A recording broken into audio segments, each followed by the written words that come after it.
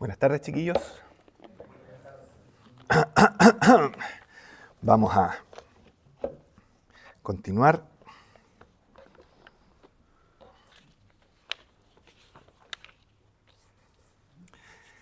Vamos a partir con un nuevo tema. Estas próximas reuniones, quiero que hablemos de la armadura de Dios. ¿Han visto alguna vez estos programas de Fashion Emergency? Programa donde hay una persona que tú ves ahí muy mal maquillada, pésimamente vestida, corte de pelo bien precario, y entonces llega este grupo de personas expertas que te dice, ¡oh, qué terrible! Tenemos que arreglarlo. Y entonces empieza todo un proceso donde te llevan a una sastrería, te hacen un traje a tu medida, luego vas a una zona donde hay un estilista que te arregle, y finalmente, como luego de todo el programa, terminas con el producto final, que aparece la persona completamente irreconocible, perfectamente maquillada, vestido, peinado, y todos son felices para siempre porque lograron su objetivo, que era la emergencia fashion, ahí fue solucionada. Pero ¿se han preguntado alguna vez qué pasará con esa persona 6 meses o un año después de que tuvieron su fashion emergency? ¿Habrán quedado con la misma pinta con que terminó el programa o habrán vuelto a ser los espantapájaros de siempre? En otras palabras, los conocimientos que adquirieron durante todo el proceso que les llevó a transformarse en su estilo de moda, ¿realmente fue aplicado? ¿Lograron un cambio en su manera de vestir, de maquillarse, de peinarse? ¿O simplemente fue algo del momento nomás y al año después están exactamente igual a como estaban antes? ¿Cómo será? Yo no lo sé. No sé si ustedes. Y a lo mejor ustedes se estarán preguntando, número uno, qué superficial que estemos hablando de Fashion Emergency en una reunión donde se supone que tenemos que hablar de la palabra de Dios. Y número dos, ¿qué tiene que ver esto con el tema? Pero la verdad es que efectivamente la vida cristiana tiene mucha relación con el vestir. Y no me estoy refiriendo a esta especie de regla legalista de cuánto tiene que ser el largo de tu falda. No, tiene mucho que ver con el tema del vestir. De hecho, si ustedes lo piensan, el núcleo de lo que significa ser cristiano se pudiera resumir en un cambio de vestidura. ¿Qué es lo que pasa en la cruz? En la cruz, Jesús toma nuestra vestidura inmunda de pecado, paga por ella en nuestro lugar, y Él al mismo tiempo, en un intercambio, nos ofrece revestirnos a nosotros con su propio vestido de rectitud, de justicia, para que así nos presentemos con un vestido limpio delante de Dios. Así es como podría definirse el núcleo de la vida cristiana. Y luego el vivir la vida cristiana pudiera resumirse en vestirnos de Cristo. Y el cómo aprender a vivir la vida cristiana podría resumirse en cómo aprender a vivir vestidos de Cristo. Cómo vestirnos de Cristo es el resumen de lo que significa vivir la vida cristiana. Pero el vestido de Cristo, y este es el punto, la vestidura de Cristo no es una túnica delicadita, etérea, inmaculada.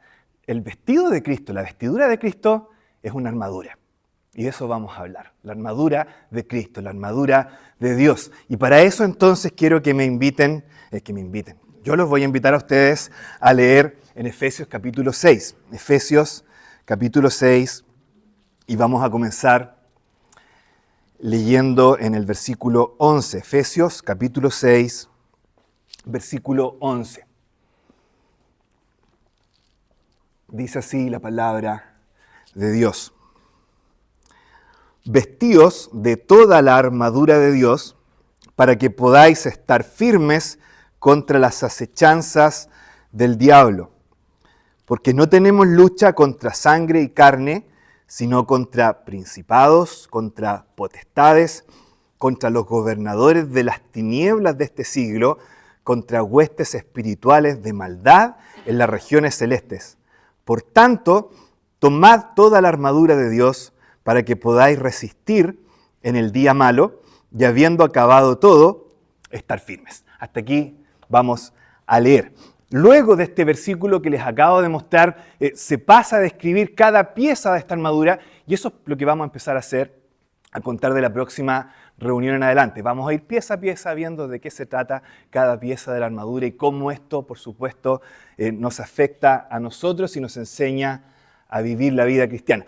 Por hoy vamos a hacer una introducción y quiero que nos centremos en estos 3 versículos. Y a la luz de estos 3 versículos quiero que aprendamos o que recordemos o que tengamos conciencia o noción de 4 cosas. Y estas son las 4 cosas que vamos a ver en esta tarde. Primero, que estamos en guerra. Eso es lo primero que vamos a tratar de enfatizar. Segundo, que esta es una guerra contra el diablo. Tercero, que como una guerra contra el diablo necesitamos usar una armadura. Y finalmente, que esa armadura es Cristo. Esas son las 4 cosas que quiero que veamos en los minutos que tenemos por delante. Entonces, número 1, estamos en guerra. Esa es la primera gran verdad que uno puede extraer de estos 3 versículos que acabamos de leer. Si ustedes se fijan, el versículo del principio, el versículo 11, y el versículo del final, el versículo 13, nos hablan de una armadura. Vestidos de la armadura de Dios, tomad la armadura de Dios. Y el versículo que está justo al medio nos dice por qué necesitamos esa armadura. Y la respuesta es porque estamos en guerra. Y eso es lo primero que tenemos que meternos en la cabeza. De repente como que toda esta moda o tendencia de la pandemia, de que hay que aislarse, yo me quedo en casa, yo me cuido, como que nos ha metido dentro de nuestro inconsciente colectivo esta noción de que yo puedo de cierta medida aislarme de la vida en general, encerrarme en mi casa y como voy a estar encerrado, cuidado y protegido ahí dentro, no me va a pasar nada. Como que quedamos metidos con esa idea, ¿verdad? Si te quedas en casa, si te quedas dentro, hay esta como idea generalizada de que tú te puedes aislar de la vida y protegerte de la vida si te encierras. Como que quedamos con esa idea después de la pandemia, pero en la vida cristiana, chiquillos, eso no existe. Las 24 horas del día, durante los 7 días de la semana, estamos en guerra. Eso es lo primero que nos muestra este pasaje. Estés donde estés, hagas lo que hagas, desde estar en la cancha viendo una multitud alrededor tuyo, mirando un concierto, hasta estar acostado en tu pieza, sin absolutamente nadie alrededor, estamos en guerra. En cada una de esas circunstancias estamos en guerra. Y la gran pregunta, por lo tanto, no es si estamos o no involucrados en esta guerra, porque todos lo estamos. Tú lo estás, yo lo estoy. La pregunta es si estás o no consciente de que estás ahí o estás despistado cazando pajaritos cuando están amenazando tu vida cristiana. Esa es la pregunta. No es si estás o no estás en guerra. Todos lo estamos. La pregunta es si estás consciente que estás ahí en medio o simplemente estás viviendo tu vida simplemente porque sí. Noten que Pablo acá nos dice, mira, lleva tu armadura en la maleta porque puede que en algún momento requieras usarla. No, vístete de ella al tiro, póntela porque estamos en medio de la batalla y si no te la pones, estás muerto, estás destruido. Pablo nos dice acá, mira, no te preocupes, no es para tanto, como una especie de papá proverbial que le dice al cabro chico que no se preocupe, que no hay monstruos en esta casa. No, Pablo dice, sí es para tanto, de hecho es más de lo que te esperas.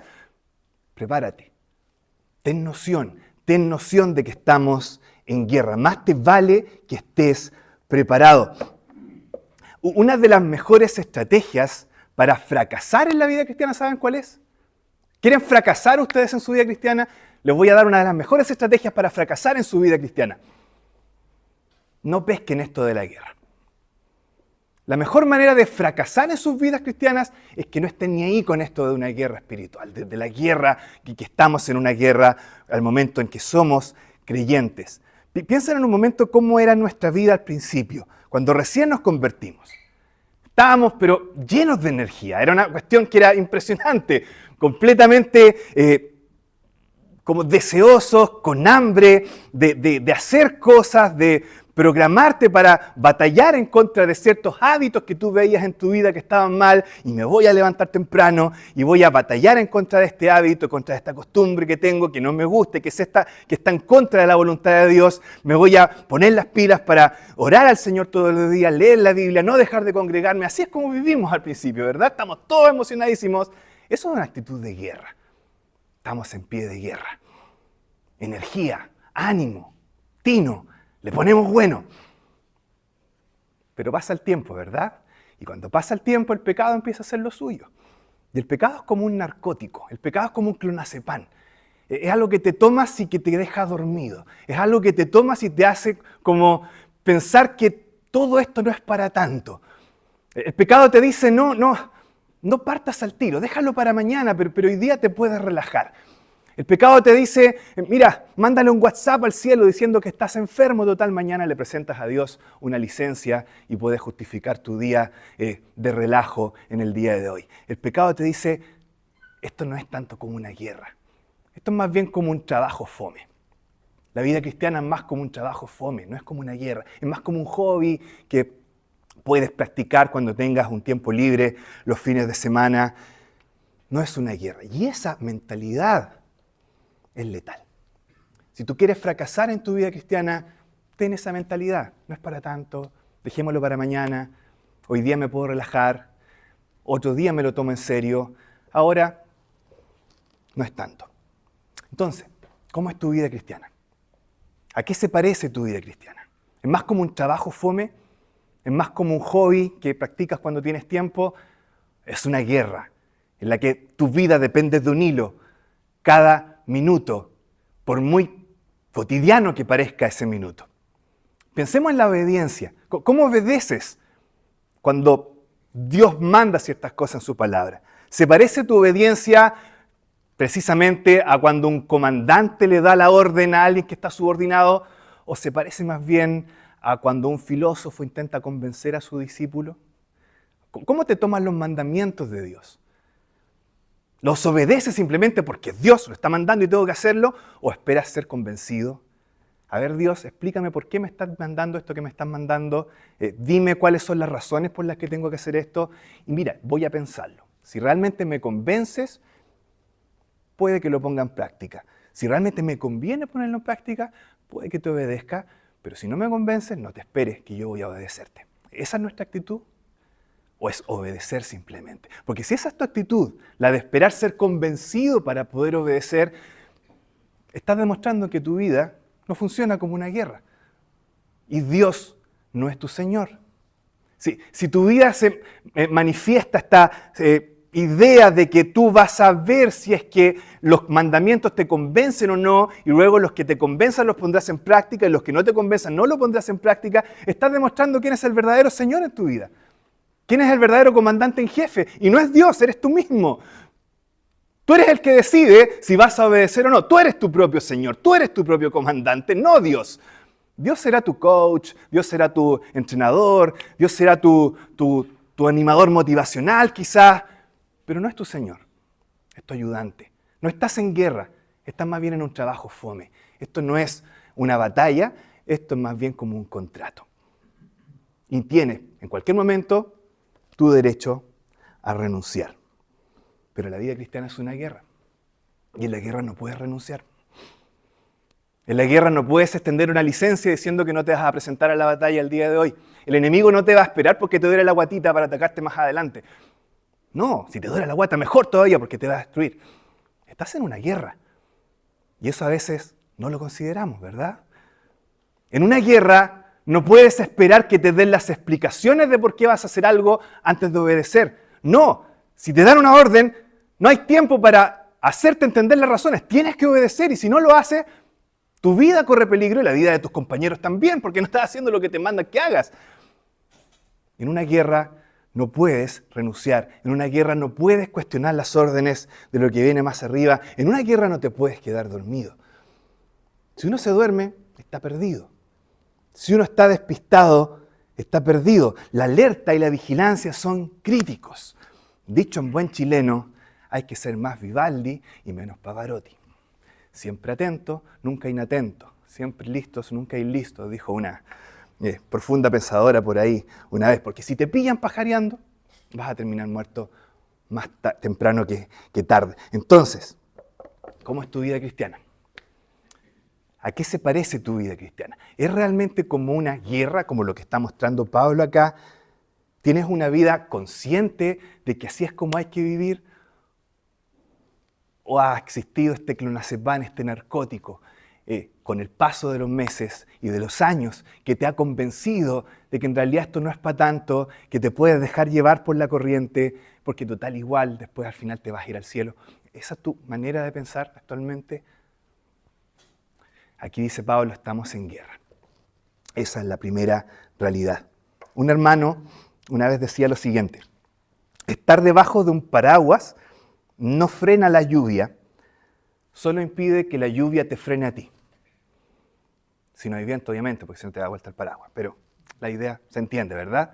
Lo mismo acá. Que tú sepas que hay una guerra no va a frenar la guerra. La guerra va a estar ahí, pero al menos te va a permitir avanzar en esto sin ser destruido.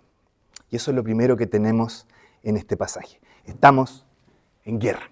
Vamos a lo segundo. Esta guerra no es contra cualquier persona. Esta guerra, dice el pasaje, es contra el diablo. Y esto está demasiado explícito en el texto como para pasarlo por alto, ¿verdad? Versículo 12 nos habla de gobernadores de las tinieblas, huestes espirituales de maldad.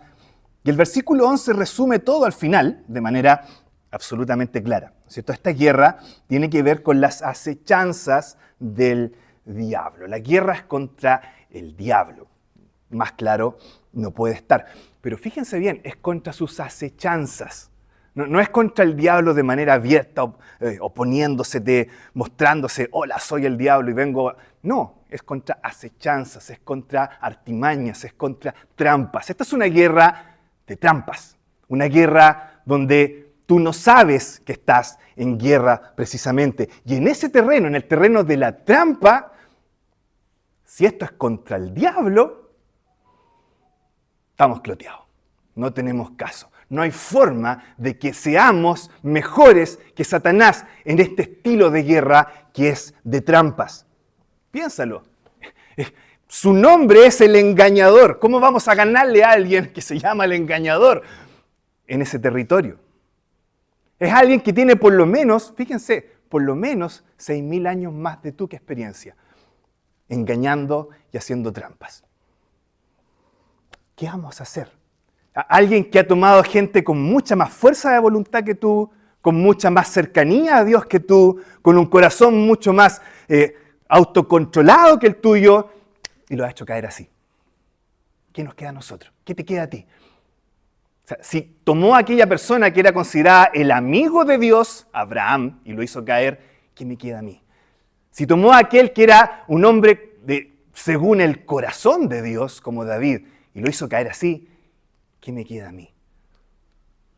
Si ese es el enemigo, en el terreno en el que está, no tenemos absolutamente ni una chance. Conoce a la perfección cómo funciona el ser humano, cómo tentarlo donde corresponde. Y no solamente conoce cómo es el ser humano en general, te conoce a ti perfectamente. Él ha estado ahí desde el momento en que eras chico, desde el momento en que estaba recién naciendo, desde el momento en que estaba recién creciendo, ahí donde se empezaron a formar todos esos hábitos que ahora son imparables en ti. Él lo sabe porque Él estaba ahí. Conoce perfectamente dónde tocar, qué fibra estimular, qué hilo sacar para poder hacernos caer. No tenemos grandes opciones en contra de este tipo de enemigo. Es aquel que conoce tus defectos más escondidos y sabe cómo sacarle provecho. Qué terrible, ¿verdad? Que esos defectos que a lo mejor incluso eres capaz de esconderlos de tu mejor amigo o amiga, no puedes escondérselos a tu peor enemigo, que los va a usar en contra tuyo. Todas esas debilidades de carácter, todos esos de repente problemas de temperamento que tratamos de maquillar, estamos perdidos. Se saben todos por nuestro peor enemigo y no va a dudar en usarlos para arruinar nuestra vida, nuestros defectos más escondidos. Es experto en explotar esos traumas. Un hermano lo ponía de la siguiente manera, decía, mira, si tienes una conciencia muy sensible, lo va a explotar en hacerte quisquilloso. Si tiendes a ser activo en tu vida, lo va a explotar provocándote a la soberbia. Si tiendes a ser temeroso, lo va a explotar provocándote a la desesperación. Si tiendes a ser más bien indiferente, lo va a explotar provocándote a la crueldad. Si tiendes a ser más cariñoso, te va a provocar a la indulgencia. Y así, y así, y así. ¿Sabes lo peor de todo? Es que más encima hay algo dentro de ti que quiere apoyar a ese enemigo. Eso es lo más terrible. Si por último todos fueran en contra, pero dentro de nosotros todo estuviera firme y resistiendo, ya quizá algo podría haber de esperanza, pero no. Incluso hay algo dentro de nosotros que quiere obedecer a este enemigo, que es nuestra naturaleza pecaminosa caída. Charles Spurgeon, hace muchos años atrás, lo describía de la siguiente manera. Él decía: cada pecado nacido en tu corazón clama al diablo diciéndole papá, papá, y él siente el gozo de la paternidad cuando ve a su retoño inmundo en ti. Es como asquerosito, ¿verdad? Su retoño inmundo en ti. Pero es verdad. Y partiendo de ahí, va a buscar destruir tu vida, la de tu familia, la de tu iglesia, hasta donde se pueda llegar. Ese es el enemigo contra el que estamos peleando. No es cualquier cosa. Si ese es tu enemigo, no te puedes tomar las cosas tan tranquilo, ¿verdad? Hay que hacer algo. Y la pregunta entonces es ¿cómo peleamos? Y aquí es donde está el problema, porque no sé si les pasa a ustedes, pero cuando yo escucho que esto es una batalla contra los demonios y que es una batalla espiritual, al tiro como que a uno se le viene a la cabeza personas poseídas por demonios y curas haciendo exorcismos con agua bendita, como que estamos con esa onda, como que estamos tan metidos de repente en nuestra cultura con series y películas que nos hablan al respecto, que inmediatamente cuando se nos habla de guerra espiritual, eso es lo que se nos viene a la cabeza. Exorcismo, gente poseída por demonios, y entonces aquí está la batalla y tengo que prepararme para reprender a Satanás si lo veo poseyendo a alguna persona. Pero así no es como funciona la guerra espiritual. Por dos razones. La primera, si ustedes recuerdan, hace unos minutos atrás les decía que esta es una guerra de trampas, no es algo de frente. Y quizás lo más importante, esta es una guerra que está involucrando creyentes. Y por defecto, un creyente no puede ser poseído por un demonio. El creyente es habitado por el Espíritu Santo. Y donde habita el Espíritu Santo, no puede habitar también al mismo tiempo un espíritu inmundo. El creyente no puede ser poseído por demonios. Y si no puede ser poseído por demonios, no sirve de nada hacer un exorcismo en contra de un demonio que no te puede poseer. No tiene sentido. Eso es show nomás, show de la televisión y de Hollywood y de todo este tipo de series. No, tú no peleas contra Satanás y contra el diablo haciendo exorcismos o invocando cierto tipo de palabras mágicas que van a lograr que ciertos hábitos pecaminosos en tu vida sean eliminados. Así no funciona. Los hábitos pecaminosos se eliminan arrepintiéndote de ellos. Y luego de arrepentirte, manteniéndote firme para no volver a caer en ellos. Pero es donde volvemos al mismo problema. No podemos mantenernos firmes. En nuestras fuerzas es imposible mantenernos firmes. Si tú buscas por tu propia fuerza batallar en contra del enemigo en esta guerra, estamos perdidos, vamos a fracasar. No podemos por nuestra fuerza y eso nos lleva directo entonces a nuestro tercer punto. Como estamos en guerra y esta guerra es contra el diablo, necesitamos usar una armadura. Y ahí volvemos a nuestro tercer punto.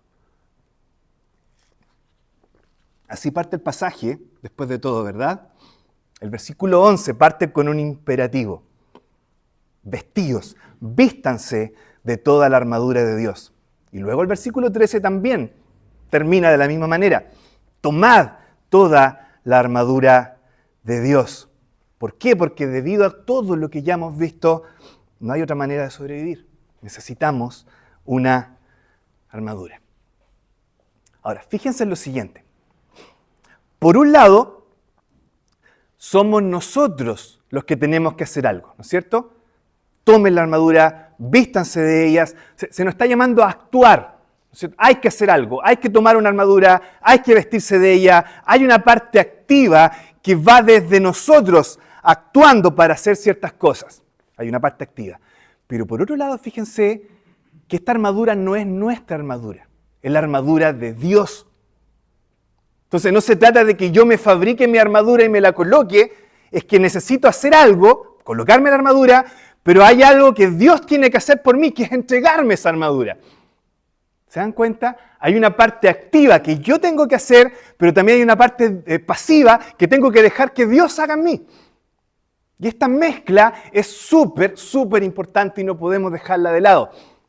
Martín Lutero, hace mucho tiempo atrás, decía que la vida cristiana es muy parecida, fíjense la comparación que hace Lutero, es muy parecida a un borracho, decía él, tratando de subirse a un caballo. Esa es la comparación que hacía Lutero de la vida cristiana. Yo no me hubiera atrevido, pero ahora me atrevo porque él lo hizo. Dice, es como un borracho subiéndose a un caballo.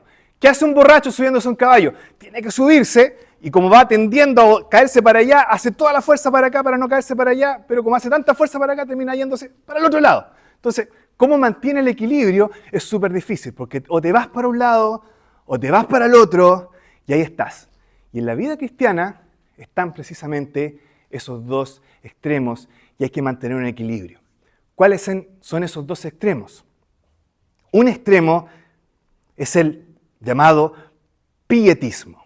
El pietismo con P, pietismo, es este pensamiento de que la vida cristiana consiste en simplemente dejarte llevar por Dios. La vida cristiana no requiere disciplina, la vida cristiana no requiere que tú hagas algo, la vida cristiana no requiere que tú tengas metas sobre ciertas cosas espirituales. No, simplemente tienes que dejarte ser. Déjalo todo en manos de Dios.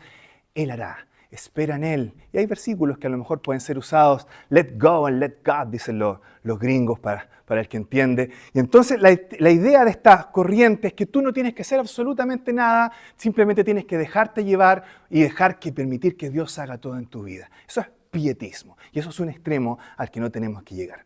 El otro extremo, es ahí me equivoqué, pero completamente. Lo que le acabo de decir es el quietismo, de estar quietos, quietismo. El otro extremo es el pietismo, y el pietismo es buscar ser piadoso, ¿verdad? Y aquí es todo lo contrario. Tú tienes que ser disciplinado, hacer tus cosas, porque finalmente la vida cristiana solo depende de ti.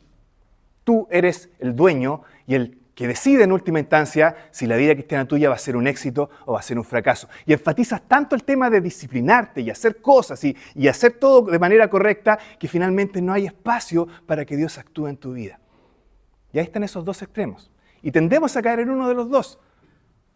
Está la opción cristiana más lana, podríamos decir, de déjalo ser, Dios va a actuar, espera en Él, y yo no tengo que hacer absolutamente nada. Y está al otro lado como más militar, ¿no es cierto? Hay que hacer esto y esto otro, porque si no, no lo vamos a lograr. Y ahí están esos dos extremos. Y Lutero decía, es difícil mantenerse en el centro, es difícil mantener el equilibrio, pero justamente la vida cristiana es ese equilibrio. Y ese equilibrio lo tenemos acá, ¿no es cierto? Hay algo que debemos hacer. Vístanse de la armadura, tomen la armadura. Pero por otro lado, hay algo que Dios debe hacer. Él tiene que darnos la armadura es de Dios, la armadura no es nuestra. Entonces lo que quisiera hacer es que en este tercer punto nos centráramos en lo que nosotros tenemos que hacer y luego en el último y cuarto punto nos vamos a centrar en lo que Dios hace también en nuestras vidas. Vamos a ver entonces. Pablo nos dice, tomen la armadura, vístanse de ella. Y aquí viene la pregunta que de repente uno no considera mucho, pero hay que hacerla. Cuando se llega a la práctica, ¿cómo me pongo la armadura? ¿Se han preguntado alguna vez cómo será esto de ponerse la armadura? Porque claramente no es una armadura física de la que tú te vistes todos los días, ¿verdad? No estamos hablando de ese tipo de armadura. ¿De qué se trata esto de vestirnos de la armadura de Dios? ¿Será como una especie de juego de rol donde yo imaginariamente me imagino colocando piezas de armadura? ¿O como una especie de cosplay espiritual donde me disfrazo de armadura? De repente están como estas ideas que uno tiene. ¿Cómo me visto de esto? ¿Qué quiere decir esto de vestirse, de tomar la armadura de Dios y vestirse de ella? La respuesta probablemente ustedes la encuentren leyendo cada pieza. Porque si leen cada pieza, se van a dar cuenta, desde el versículo 14 para adelante, que cada pieza de la armadura no está sola, tiene un apellido. No es la coraza simplemente, no es el escudo solamente, es la coraza de justicia, es el escudo de la fe. Cada una de las piezas de la armadura tiene un apellido Y la idea probablemente, y aquí no quiero ponerme técnico, pero la idea acá probablemente es que cuando se dice la coraza de justicia, lo que se está diciendo es la coraza que es justicia, o la coraza que consiste en justicia. Por lo tanto, vestirnos de la coraza es tratar de adquirir este hábito, esta costumbre de justicia. ¿Se fijan? Vestirnos de la armadura, por lo tanto, es eso, es adquirir estos hábitos, estas cualidades morales y éticas en nuestra propia vida. De eso se trata el tomar la armadura y vestirnos de ella. Pensémoslo con la justicia puntualmente, ya que estamos hablando de ella. ¿Qué pasa? Parte de la vida cristiana, tú entiendes el Evangelio, ves que en el Evangelio Dios te ha dicho: eres justo y perfecto porque estás revestido con la justicia de mi Hijo. Y tú lo aceptas por fe. Lo recibes. Y tú lo crees. Y crees que ahora eres perfecto porque estás revestido con la justicia de Cristo. Hasta ese punto, eso es ser creyente. Pero ¿qué pasa ahora? ¿Qué hacemos de ahora en adelante? Lo que va a pasar es lo siguiente. Tú vas a empezar a vivir tu vida. Vas a encontrarte con ciertas actitudes. Vas a encontrarte con ciertas decisiones que tienes que tomar. Vas a encontrarte con ciertas preferencias en tu vida. Y entonces vas a recordar: si Dios me ha hecho justo, esto quiere decir entonces que aquí tengo que elegir esto y no esto otro. Vas a decir: mira, si Dios me ha dado el escudo de la fe, y si tengo que tener fe, eso quiere decir que tengo que darle prioridades a esto en mi vida y no a estas otras cosas. Ese ejercicio de decir: mira, si esto es así, entonces tengo que hacer esto otro. Si esto es así, entonces tengo que sentir esto otro, preferir esto otro. Eso es vestirse de la armadura. ¿Lo entienden o no? Esa es la idea.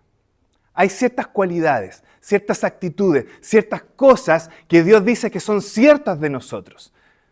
Y nuestra labor, nuestra responsabilidad es tomar esas cualidades, tomar esas actitudes y ponerlas en práctica, aplicarlas a nuestras vidas, ver sus implicancias en lo que hacemos, en cómo sentimos, en cómo decidimos, en aquellas cosas a las que le damos más importancia y aquellas cosas que le damos menos importancia. Cuando empezamos a hacer eso, estamos preparando y vistiéndonos con la armadura. Esto es algo que hay que hacer antes, podríamos decir, de la guerra, no en el momento justo donde las cosas están mal, ¿verdad? Ahora es el momento de empezar a ver áreas de mi vida, áreas que a lo mejor nunca he pensado que podrían verse afectadas por mis creencias y empezar a afectarlas. Ese es el punto. El Señor es Señor de todo, no es Señor simplemente. Ahí es donde tenemos que trabajar. Mira, esta área jamás me hubiera imaginado que mis creencias la pudieran afectar, pero sí tienen que afectarla. Veamos cómo pueden afectarla. Y empiezo a buscar, mira, si soy cristiano, tengo que actuar de esta manera y no de esta otra. Si soy creyente, tengo que darle prioridad a esto y no a esto otro. Y así empezamos a tejer implicancias de estas cualidades en nuestra vida. Eso es vestirnos de la armadura de Dios. Y de eso se trata este primer punto. Cualidades de las que te apropias y luego las aplicas en tu vida diaria. Entonces, porque estamos en guerra, y esta guerra es contra el diablo, necesitamos una armadura. Cada pieza, como vamos a empezar a ver en las próximas reuniones, es cierta cualidad, cierta actitud, cierta doctrina, podríamos decir, que Dios hace realidad en nuestras vidas por el solo hecho de ser creyentes. Y vestirnos de ella es buscar cuáles son las implicancias de esto que Dios me ha dado para cómo vivo mi vida diaria. De eso se trata vestirnos. No es un juego de rol imaginario donde me imagino una coraza y me la pongo. No, tiene que ver con actitudes y cómo ellas forman parte de mi vida. Pero finalmente, esta no puede ser cualquier armadura. La armadura tiene que ser de Dios, lo que nos lleva a lo último que vamos a ver en esta tarde. La armadura es Cristo. ¿Qué pasa acá? Lo que pasa acá es que, si ustedes se dan cuenta, hay una actualmente proliferación tan grande de libros o guías o patrones de repente de gurúes o gente que te enseña a cómo poder tener una vida más disciplinada. que uno se pregunta por qué tanto boom de esto. Y la respuesta es que probablemente necesitamos algo de esto, pero nuestra vida es tan individualista que creemos que podemos hacerlo por nuestra propia cuenta. Y están de los dos extremos, ¿no es cierto? Hablábamos del quietismo y del pietismo, y en la parte secular tú puedes encontrar de lo que tú quieras. Si quieres ir por la parte más quietista, puedes leer a Osho, ¿no es cierto? Si quieres irte por la parte más disciplinada, puedes leer a Jordan Peterson. Pero por donde haya la cosa, tú vas a encontrarte con ciertos gurús que te van a enseñar a cómo ser más disciplinado, cómo lograr ciertos objetivos en la vida. Y de repente la gran tentación que podemos tener como creyentes es creer que la vida cristiana se reduce a lo que te enseñan esos gurús. Después de todo se parecen algo, ¿verdad? Disciplina, lograr cualidades morales que son de excelencia, lograr tener éxito, triunfar en tu vida. Suenan como cosas buenas que se parecen mucho de repente a lo que la Biblia te llama a hacer. Y existe la tentación, por lo tanto, a pensar que son lo mismo. Y no, es tan distinto. Seguir ese tipo de gurús, finalmente, es como armar tu propia armadura. Y créeme, tu propia armadura no sirve para nada cuando se trata de la lucha contra este enemigo que tenemos. Quizás te pueda servir a ti personalmente, tener más disciplina, ser una persona más íntegra, ser una persona más recta, ser alguien más compasivo. Pero a la larga no te va a funcionar si es tu propia armadura. Es como edificarte una armadura de cartón con una pistolita de agua e ir a la guerra. No sirve. Lo que necesitas es una armadura de verdad. Lo que necesitas son armas de verdad. Y la armadura que necesitas no es la que tú te puedas fabricar, por muy a lo mejor loable que sea. Me imagino que es Dios mirándote y viéndote cómo te presentas. Mira, Dios, aquí vengo con mi armadura que me fabriqué. Y Dios dice, qué tierno, qué lindo, ¿no es cierto? Tu armadura de plástico con tu pistolita de agua. Ponte la armadura de mi hijo mejor, porque esa es la que necesitas de verdad. Y eso es lo que nos enseña este pasaje. No puedes ir a la guerra con tu propia armadura. Tiene que ser la armadura de Dios. La armadura fabricada por ti no sirve. Necesitas la armadura de Dios. Y la armadura de Dios es Cristo. Fíjense lo siguiente. Cristo es el cumplimiento de cada pieza que vamos a ver de la armadura. Es curioso, pero es así. Y esto se ve súper claro en un libro específico del Antiguo Testamento que es Isaías. Yo me acuerdo que siempre en la escuela dominical, cuando me hablaban de la armadura de Dios, la imagen que te ponían era la de un soldado romano, ¿verdad? Y todos decían, no, lo que pasa es que Pablo como que estaba al lado de un soldado que lo tenía encadenado. Entonces Pablo miró al soldado romano y dijo, vistámonos de la armadura de Dios. Y empezó a describir al soldado para darnos este texto. Puede ser, no lo sabemos. Pero lo que sí les puedo asegurar es que Pablo, más que al soldado romano, tenía presente a otro soldado que se describe en el Antiguo Testamento y se describe en el libro de Isaías. Isaías es famoso. Todos conocemos a Isaías por Isaías 53, ¿verdad? Isaías es el Evangelio según el Antiguo Testamento. Isaías es aquel que nos promete al siervo sufriente. Es la descripción más clara del Evangelio. Todos nos encanta Isaías 53. Pero ¿saben? Isaías nos nombra cada pieza de la armadura que tenemos acá y nos dice el Mesías prometido va a venir con esa armadura. Por ejemplo, Isaías 11:5 nos habla de un cinto de verdad que caracterizaría al Mesías, que es lo que tenemos acá. Luego Isaías 59:17 nos habla de una coraza de justicia, de un yelmo de salvación que vestiría el futuro guerrero divino. Nuevamente, la misma idea. Isaías 52:7 nos habla de un calzado en los pies que proclamaría la llegada del rey mesiánico. Muy similar a lo que tenemos acá. Isaías 49:2 nos habla de la espada del Espíritu como un arma llevada por el siervo del Señor prometido, Cristo. ¿Se dan cuenta? Cada pieza de la armadura había sido profetizada desde antes. Y se nos había dicho, va a venir uno que se va a vestir de esta armadura para pelear. Y ese que llegó es Cristo justamente. Y ustedes luego van al Nuevo Testamento y se dan cuenta, sí, los evangelios nos muestran a Cristo cumpliendo cada pieza de lo que tenemos acá. Él es el camino, la verdad, el cinto de la verdad, y la vida. Nosotros somos justicia, ahí está la nueva característica de Dios en Él. Tenemos paz para con Dios por Cristo Jesús. Él es el autor y consumador de la fe, en ningún otro hay salvación. En el principio era la palabra. Cada pieza de la armadura tú la puedes conectar con la persona de Cristo. Cristo es el cumplimiento de la armadura, o como le puse acá, la armadura finalmente es Cristo. Y vestirnos de esta armadura, por lo tanto, es vestirnos de Cristo. Quizás a esta altura uno pudiera pensar, mira, tienes razón. Entonces quizás acá la idea de vestirse de la armadura que es Cristo tiene que ver con esta frase que estuvo de moda hace varias décadas atrás, que era, "What will Jesus do?" ¿Qué es lo que haría Jesús? Entonces ante cada cosa que tú hacías, de hecho había unas pulseritas que decía WWJD. Entonces tú se supone que estabas por tu vida y de repente te pillabas con cierto dilema y mirabas tu pulsera y te acordabas, ¿qué haría Jesús en mi lugar? Y tú hacías entonces lo que haría Jesús en tu lugar. ¿Tendrá que ver con eso la pieza de la armadura? ¿Con ver qué es lo que hubiera hecho Jesús si hubiera estado en mi lugar? Hay un detalle, y es que Jesús no solamente se vistió de esta armadura, sino que usó esta armadura. Y eso de repente es el punto donde tenemos que centrarnos. Cristo no vino solamente a modelarnos una armadura, vino a pelear, vino a usarla y batalló con esa armadura en la pelea más fundamental y definitiva de todas, que es la cruz. La cruz es el lugar donde se peleó la batalla más fuerte y principal de todas y ganó. La cruz es un lugar de victoria. A veces nos cuesta un poco entender que la cruz es un lugar de victoria. Lo vemos como un lugar de muerte, de humillación, y es cierto, pero la cruz es un lugar de victoria. Pablo lo dice. Cristo despoja a principados y potestades, coincidentemente con lo que tenemos acá, ¿verdad? Exhibiéndolos públicamente. ¿Cómo termina el pasaje? Triunfando sobre ellos en la cruz.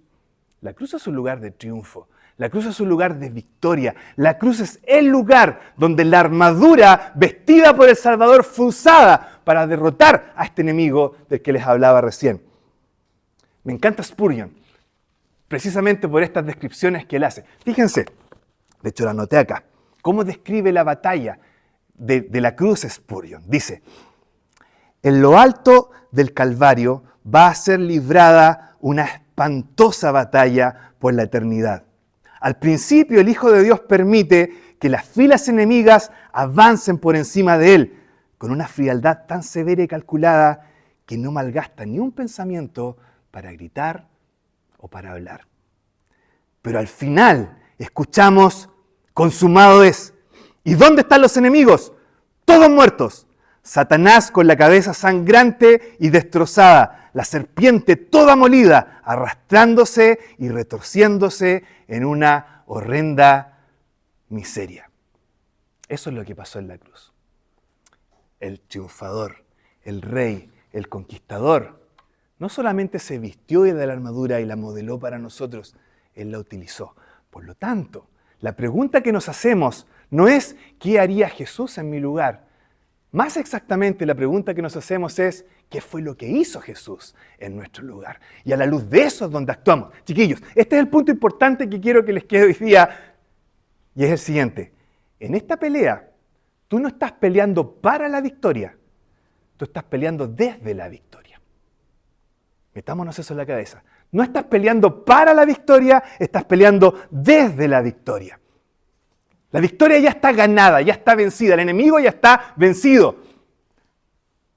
Tú lo que tienes que empezar a hacer ahora es vivir las consecuencias de esa victoria. Dicho de otra manera, la armadura que Dios te está pasando es una armadura que viene con los zapatos manchados de sangre, pero de la sangre de tu enemigo que fue derrotado. Y ese enemigo que está delante tuyo tiene marcas, tiene cicatrices mortales que ya le fueron infligidas por tu Señor y por tu Salvador. Por lo tanto, tu labor ahora es vivir tu vida cristiana a la luz de esa victoria que Cristo ya ganó en tu lugar por ti. La manera de cultivar estas cualidades, en otras palabras, no es poniéndote las pilas tú para generar más disciplina, más integridad, más generosidad en tu corazón. Eso lo puedes encontrar en cualquier libro de autoayuda. La correcta manera es vivir a la luz de la victoria que Cristo logró en la cruz por ti y de ahí extraer cada una de estas cualidades. ¿Por qué? Tú te preguntarás a lo mejor, ya, pero si a lo mejor lo calculo a mi manera, Podré lograr ser más justo, podré lograr ser más recto, podré lograr tener mejor fe, y quizás va a ser más o menos lo mismo, pero no. Sí. Piénsalo de la siguiente manera. Si tú te pones las pilas y logras todas estas cualidades, ¿qué va a pasar en tu corazón? ¿Qué va a pasar en tu vida? Dos cosas. O te vas a llenar de soberbia por lo recto que estás haciendo, y ya perdiste, el enemigo te ganó, te llevó a la soberbia, o te vas a llenar de amargura en tu vida por lo fome que es tu vida al tener estas cualidades. Te amargaste, el enemigo nuevamente te destruyó. Es imposible cultivando las cosas por nuestra propia fuerza lograr triunfar en esta guerra, porque el enemigo es muy pillo, no lo vamos a lograr. Pero cuando la cruz está en medio, la cosa es distinta, porque entonces ahí lo que tú haces es ver lo que Cristo hizo en tu lugar. Ser movido en lo profundo de tu corazón por lo que Él ha demostrado a favor tuyo. Y luego en gratitud por lo que Él ha hecho, tú vives de cierta manera. Y cuando tu vida se fundamenta en la gratitud por lo que Cristo ha hecho en la cruz por ti, entonces esas cualidades no te van a llevar a ser más soberbio. ¿Cómo podría ser soberbio por ser quien soy si esto que soy ahora es gracias a lo que Cristo hizo por mí? ¿Qué plan para la soberbia hay en esto? ¿Cómo podría vivir amargado por otro lado si alguien me ha amado de esa manera? Lo que hago no lo hago por obligación y vivo amargado por eso. Lo hago por gratitud ante lo que Él hizo y mi corazón se mueve a hacerlo, no podría hacerlo de otra manera.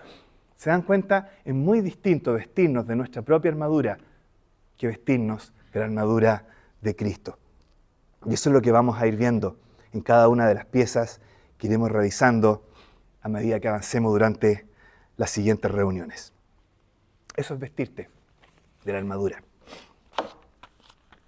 de Dios. En resumen y en conclusión, estamos en guerra, la guerra es contra el diablo, necesitamos una armadura, la armadura es Cristo. Una última ilustración antes que se vaya. Piensen en una persona que le está dando ciertas indicaciones. Ustedes tienen que construir una casa. O sea, les da los planos, les da las indicaciones, les entrega los materiales, los envía a capacitarse para que puedan construir eso que van a construir, les da todo. Probablemente si ustedes tienen todo eso a su disposición, van a lograr el objetivo, van a construir todo lo que tengan que construir. Pero de repente, al final, como en el último minuto, esta persona dice, me olvidaba. Tienen que edificar en territorio enemigo. Y va a haber personas alrededor de ustedes todo el rato tratando de matarlos. Dato importante, ¿verdad? No es cualquier cosa. O sea, no es una cosa es construir y otra cosa es hacerlo en territorio enemigo con gente tratando de matarte. Ya, gracias por el aviso. Lo vamos a hacer, pero vamos a tomar ciertas precauciones. Bueno, eso es lo que está haciendo Pablo en este pasaje. Efesios en general nos muestra cómo tenemos que construir nuestra vida cristiana. Toda la carta a los Efesios nos muestra cómo edificamos nuestra vida cristiana, pero casi al final, como terminando casi, Pablo dice, me olvidaba. Lo están haciendo en territorio enemigo. Todo trata de destruirlos. Así que tengan cuidado, tomen precauciones, vístanse de la armadura de Dios. Y eso es lo que vamos a empezar a ver en las próximas reuniones que tengamos por delante. Que el Señor nos guarde, que el Señor nos ayude y, por supuesto, podamos también aplicar esto a nuestras vidas. Vamos a orar para terminar. Nuestro Padre Celestial, gracias por tu palabra. Gracias por mostrarnos lo que no podemos ver por nuestra cuenta. Gracias por llevarnos a entender lo que muchas veces pensamos que no es tan terrible, que no es para tanto. Pero al mismo tiempo, gracias por mostrarnos que no solamente nuestro enemigo es peligroso, sino que nuestro Salvador es muy superior y mucho más poderoso. Gracias porque podemos tener la seguridad y la confianza de que si estamos refugiados y escondidos en Él, vestidos de su armadura, entonces nuestra vida cristiana no tiene por qué ser un fracaso, sino que podemos, como dice tu palabra, estar firmes y resistir y persistir de pie también. Queremos que eso sea una realidad en cada una de las vidas de los hijos tuyos que están acá presentes en esta tarde, que no caigamos, que no seamos derrotados, que no seamos un fracaso en nuestra vida espiritual, sino que tú nos ayudes a persistir y a estar firmes. Rogamos esto para cada uno de nosotros y quedamos delante de tu presencia agradecidos siempre por nuestro Salvador, en su nombre, el de nuestro Señor Jesucristo. Amén.